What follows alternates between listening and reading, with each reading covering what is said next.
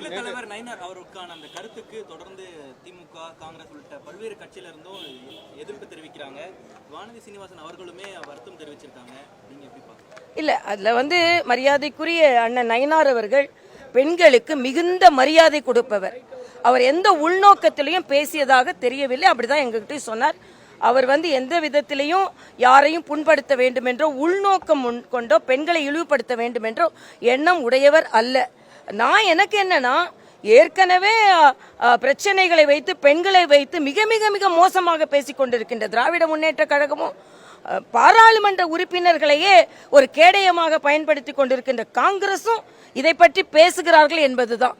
எங்களை பொறுத்த மட்டில் பெண்களுக்கு மிகுந்த மரியாதை கொடுக்கக்கூடிய கட்சி, மரியாதை கொடுக்கக்கூடிய தலைவர். பெண்களுக்கெல்லாம் நாங்கள் எல்லாருமே, பெண்கள் நிர்வாகிகள் எல்லாரும் இருக்கிறோம்.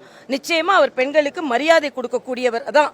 அதனால இதுல எதிர்குரல் கொடுப்பவர்கள் யார், எப்ப கொடுக்கறாங்க, மற்றவங்க யாரையாவது குறை சொன்னா அவங்க கொடுக்கறாங்களா என்பதுதான் எனது கருத்தே தவிர, நிச்சயமாக அவர் பெண்களுக்கு மரியாதை கொடுப்பவர் என்பதை நான் தெளிவாகவே பதிவு செய்கிறேன்.